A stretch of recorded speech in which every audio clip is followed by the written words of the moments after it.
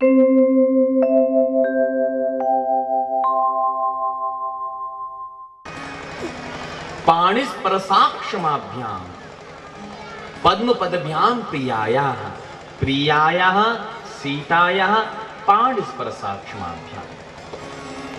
जब किशोरी जी के चरणारविंद इतने कोमल हैं तो हमारे राम जी के चरणारविंद फिर कैसे हैं? विचार कीजिए, जब किशोरी जी के चरणारविंद इतने कोमल हैं तो किशोरी जी के हस्तारविंद कितने कोमल होंगे, हाथ। और उन हस्तारविंदों से जब प्रभु हमारे थक जाते हैं जंगल में तो उन कोमल कोमल हस्तारविंदों से श्री राम जी के पैरों को दबाती हैं, सेवा करती हैं। तब भी राम जी चौंक जाते हैं, अरे किशोरी जी जरा आराम आराम से दबाइए। प्रियाया सीताया पाणिस्परसाक्षमाभ्याम। विचार कीजिए, जब किशोरी जी के हस्तारविंद इतने कोमल हैं जिनके कारण भगवान को कभी कभी दर्द होने लग जाता है चरणारविंदों में, तो राम जी के पैर फिर कितने कोमल होंगे, अति कोमल। ऐसे कोमल चरणारविंद कांटों के ऊपर, पत्थरों के ऊपर नंगे पैर चले जा रहे हैं। पंचवटी पर प्रभु हमारे पहुंचे, सूपनखा कुकृत्य करने लगे, नाक कान कटा काट कर भैया लखन के हाथों उसको भेजा। खरदूषण आया, कई अक्षौणी सेना को लेकर के भगवान ने उसको मार गिराया। रावण विचार करता है, खरदूषण मोहि सम बलवंता तिन्हि कुमार बिनु भगवंता। निश्चित नारायण हो सकते हैं। तो आया भगवान की परीक्षा लेने के लिए। मामा मारीच को सोने का मृग बनाकर भेजा जंगल में, और जब किशोरी जी ने देखा, प्यारे सोने का मृग चाहिए, भगवान ने धनुष बाण उठाए, उस सोने के मृग के पीछे भागे पड़े। इधर रावण आया तो किशोरी जी का हरण कर ले गया। लेकिन राम जी के मन में एक बात हमेशा चुभी रही कि प्रिया सीता ने पहली बार कोई वस्तु मेरे से मांगी और मैं दे ना पाया, लेकिन इन्होंने जो सोने का मृग मांगा था वो तो नकली निकल पड़ा, नकली सोने का मृग मांगा। लेकिन अब मैं जो सोने का मृग इनके पास भेजूंगा वो असली सोने का मृग भेजूंगा। यो हरिंद्रानुजाभ्याम। अनंत बलवंत श्री हनुमंत लाल जी महाराज से जब भेंट हुई तो राम जी समझ गए ये सच्चा सोने का मृग है। हनुमान जी का शरीर कैसा है? स्वर्ण शैलावदेहम, ये कनक कांति वाले स्वर्ण है। और वानरों को भी शाखा मृग कहा जाता है, ये भी मृग है, सोने के मृग है। सोने की परख कब है? असली सोना है कि नकली सोना है, कब पता चलेगा? सोने को आग में तपा कर देख लीजिए। तो लगे हाथ हनुमान जी की परीक्षा भी होगी लंका में। जहां रावण ने पूंछ में आग लगवाई तो पाप की कमाई की सोने की लंका, जो पाप की कमाई से बनी हुई थी सोने की लंका, वो तो जलकर भस्म हो गई और हनुमान जी की पूंछ का बाल तक नहीं जला। सोने की लंका जल गई, लेकिन हनुमान जी की पूंछ में आग नहीं लगी, रावण की मूंछ में आग लगी। मूंछ भी प्रतिष्ठा का द्योतक होता है अपने आप में। सोने की लंका जल गई, लेकिन हमारे स्वर्ण शैलावदेहम हनुमान जी महाराज नहीं जल पाए, क्योंकि पक्का सोना है, खरा सोना है। और जहां पुष्पवाटिका में जाकर किशोरी जी को जो राम कथा श्रवण कराई कि सुनते ही सीता कर दुख भाग, सारा दुख भाग गया, प्रसन्न हो गई किशोरी जी। विचार करने लगी, मेरे स्वामी ने, मैंने जो मृग मांगा था वो तो नकली निकल पड़ा, अरे उन्होंने एक सच्चा मृग मेरे पास भेज दिया है। त्रस्ताविर्बद्ध सेतु, भगवान ने सुंदर सुंदर समुद्र पर सेतु बांधा, पूरी वानरी सेना को साथ लेकर लंका में पहुंचे। खल तब दहना, खलों की लंका को तहस नहस कर रावण का अंत करके पुष्पकारूढ़ होकर के अयोध्या में आए। राम राज बैठे त्रिलोका, हर्षित भयो गयो शब शोका। बोल राजा रामचंद्र भगवान की जय। ये एक श्लोक की राम कथा हमने आपको श्रवण कराई। आइए राम जी महाराज को यहीं प्रणाम करते हैं हम सभी लोग। अब सीधे सरयू तट से निकल करके अब यमुना तट की ओर हम लोग अपनी यात्रा को आगे बढ़ाते हैं। बस 5 मिनट में बस ठाकुर जी का जन्म महोत्सव हम और मना लें। बस श्री सुखदेव जी महाराज यहाँ चंद्रवंश की वंशावली श्रवण कराते हैं। अथात श्रूयताम राजन वंश सोमस्य पावनः, कि भगवान नारायण के नाभि से ब्रह्मा, ब्रह्मा के बेटा अत्रि, अत्रि के पुत्र चंद्रमा, चंद्रमा के बेटा बुध, बुध के बेटा पुरुरवा, जिनका दूसरा नाम राजा एल ने उर्वशी नाम की अप्सरा के साथ विवाह किया था। इनके 6 बेटा हुए, आयु, श्रुतायु, सत्यायु, रय, जय और विजय। इसी वंश में आगे चल के राजा नहुस हुए हैं। नहुस के भी 6 बेटा, यति, ययाति, संयाति, रायति, वियति और कृति। सबसे बड़ा पुत्र यति हो गया। दूसरा पुत्र जो ययाति था उसके 2 विवाह हुए, देवयानी और शर्मिष्ठा के साथ में 5 बेटा हुए। सबसे छोटे पुत्र पुरु ने सरियाती की वृद्धावस्था को धारण किया जो शुक्राचार्य जी महाराज ने दी थी, तो पुरु सम्राट बने और सभी पुत्रों को श्राप दे दिया, दुष्टों तुम्हारे वंश में कोई सम्राट हो ही नहीं पाएगा। इन्हीं के पुरुवंश में आगे चल के राजा दुष्यंत हुए, जिन्होंने शकुंतला से गंधर्व विवाह करके भरत जैसे प्रतापी पुत्र को जन्म दिया। इन्हीं वंश में आगे चल के राजा रंतिदेव हुए, जो 49 दिन तक बेचारे स्वयं भूखे बैठे रहे और पूरी प्रजा को अपना अन्नदान कर दिया है।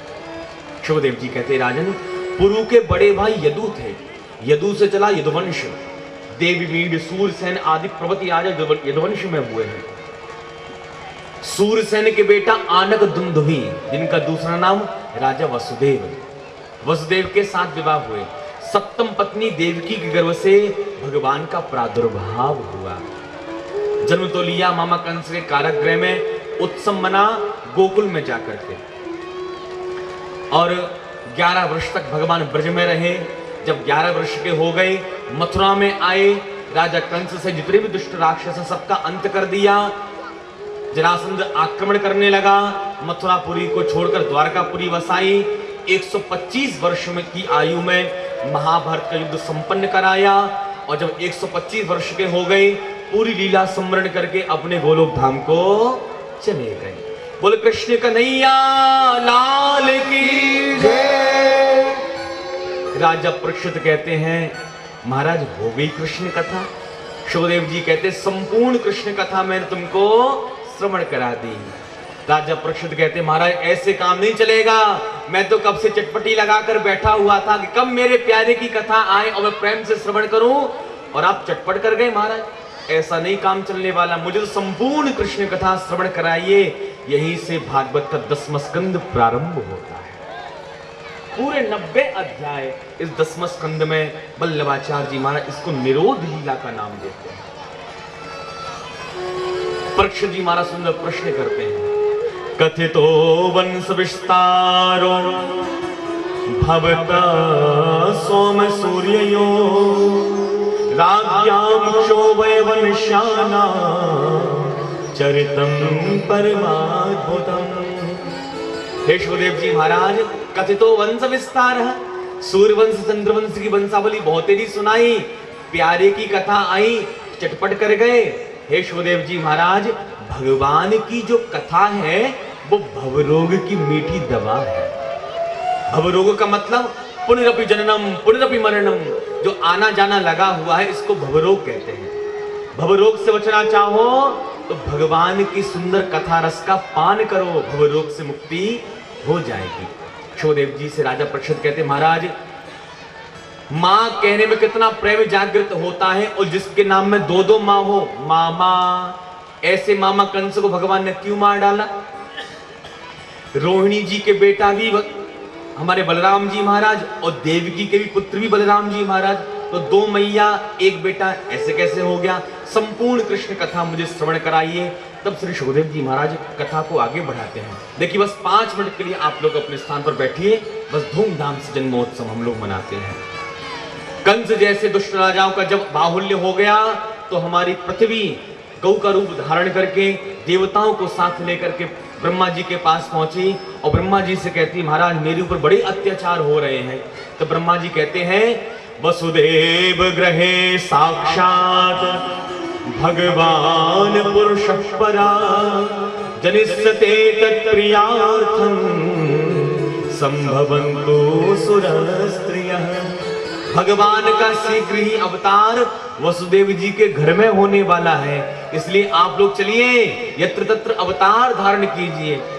देवी देवताओं के अवतार ब्रजमंडल में होने लगे। इधर मथुरा भगवान यत्र नित्यम सन्निहितो हरिः, मोक्षदायिनी पूरी मथुरा के राजा उग्रसेन जी महाराज। उग्रसेन राजा बड़े धर्मात्मा, बेटा हो गया कंस। कसे हिंसायाम धातु से कंस शब्द बनता है, जिसकी मार काट में रुचि होती है उसको कंस कहते हैं। एक दिन इसने मथुरा का तख्ता पलट दिया और स्वयं मथुरा का राजा बन बैठा और पिता उग्रसेन को जेल में डलवा दिया।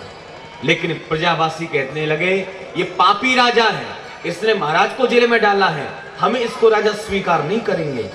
इसने क्या किया, अपनी चचेरी बहन देवकी का विवाह श्री वसुदेव जी के साथ में पक्का कर दिया। वसुदेव जी महाराज धूमधाम से बारात लेकर के आए, बैंड बाजों के साथ में विवाह बढ़िया से हुआ, खूब दान दहेज इसने दिया। और जब विदा की बेला आई तो इसने क्या किया, मगरमच्छ के आंसू निकालना इसने प्रारंभ कर दिया, फूट फूट कर रोना प्रारंभ कर दिया। कंस ने सारथी को उतारा, अपनी बहन को रथ में बिठारा और स्वयं घोड़ों की लगाम खींचने लगा, अपनी बहन को विदा करने लगा। देवता विचार करने लगे, यदि पापी कंस मां देवकी का कृपा भाजक बन जाएगा तो देवकी नंदन कृष्ण इसको मारेंगे कैसे। उसी समय आकाशवाणी होती है, अस्यास्त्वामष्टमो गर्भो हंतायाम बहसे बुध।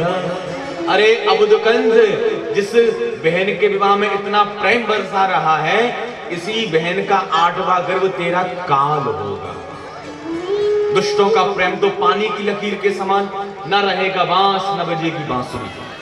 तलवार निकाली और जो देवकी जी को मारने के लिए उठा हाथ, उसी समय वसुदेव जी ने हाथ पकड़ लिया। पुत्रान समर्पयस्या यतस्ते भयमुत्थितम्। महाराज, देवकी से भय है या देवकी के पुत्रों से? कंस कहता है देवकी से भय नहीं है, देवकी के पुत्रों से भय है। तो वसुदेव जी कहते हैं मैं वचन देता हूं, पुत्रान समर्पयस्या, सारे पुत्रों को समर्पित कर दूंगा, फिर जैसी आपकी इच्छा। कंस कहता जब तक 8 बेटा नहीं हो जाते तुम्हें मेरे बंदी गृह में रहना पड़ेगा। वसुदेव जी ने स्वीकार कर लिया। दोनों देवकी और वसुदेव कंस के बंदी गृह में रहते हैं और प्रथम पुत्र हुआ जिसका नाम हुआ कीर्तिमंत। कीर्तिमंतम प्रथमजम कंस्या आनक दुंदवे। कीर्तिमंत नाम का प्रथम पुत्र उपस्थित हुआ। वचन के अनुसार वसुदेव जी महाराज राजा कंस के पास बेटा लेकर के आए। कंस ने उस बालक को क्षमा कर दिया। वसुदेव जी महाराज छोटा सा बच्चा, ये मुझे क्या मारेगा, इसको ले जाओ, लेकिन 8वें का ध्यान रखना, ध्यान से उसको जरूर लेकर के आना। वसुदेव जी महाराज इधर लेकर के गए, उधर नारद जी महाराज पहुंच गए।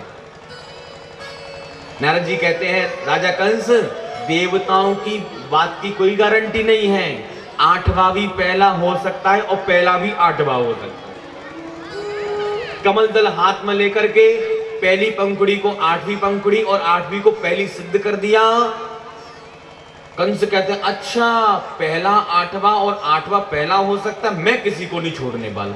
इस प्रकार दुष्ट कंस ने 6 पुत्रों का यहाँ पर वध किया। अब 7म गर्भ में हमारे शेष भगवान पधारे हैं। सप्तमो वैष्णवम धाम यमुनम तम प्रचक्षते। शेष भगवान पधारे। भगवान ने योग माया को बुलाया। योग माया से कहते हैं देवी योग माया, तुम्हें संकर्षण का कर्षण करके देवकी मैया के गर्भ से शेष भगवान को निकालकर गोकुल में रोहिणी मैया है उनके गर्भ में पहुंचाना है। और मैं 8म गर्भ बनकर के जा रहा हूं। जब मैं प्रकट हो जाऊं तो वसुदेव जी महाराज मुझे लेकर के आएंगे गोकुल में।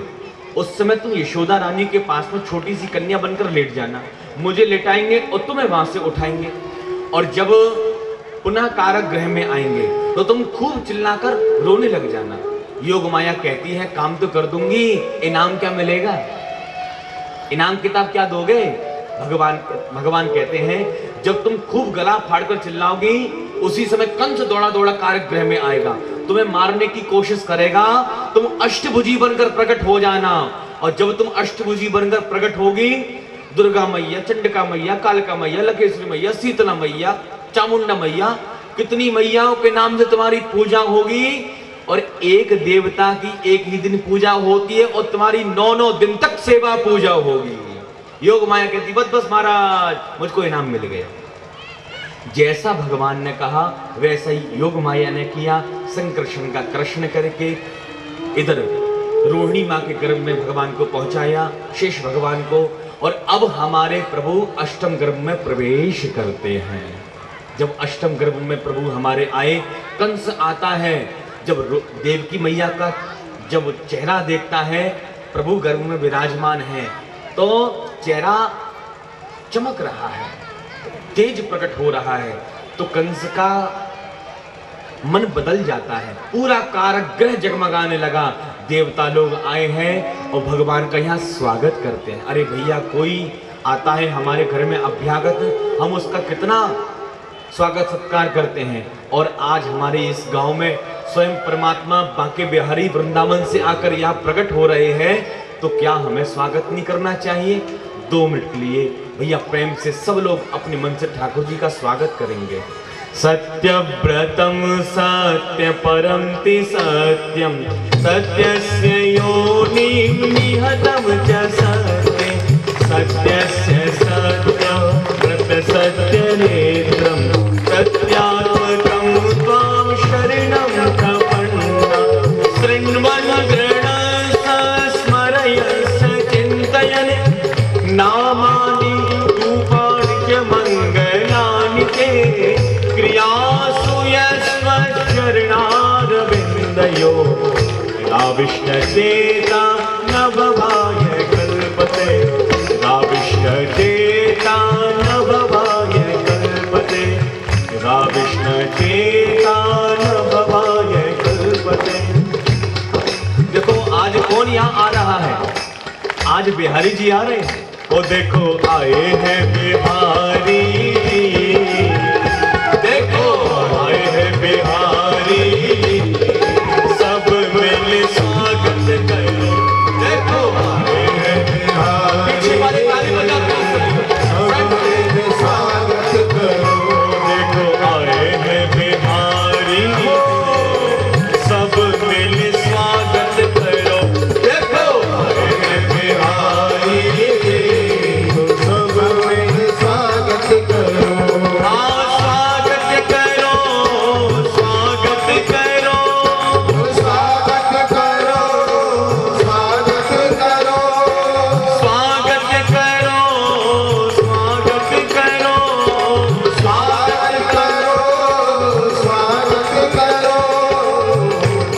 बिहारी जी अकेले आए हैं क्या?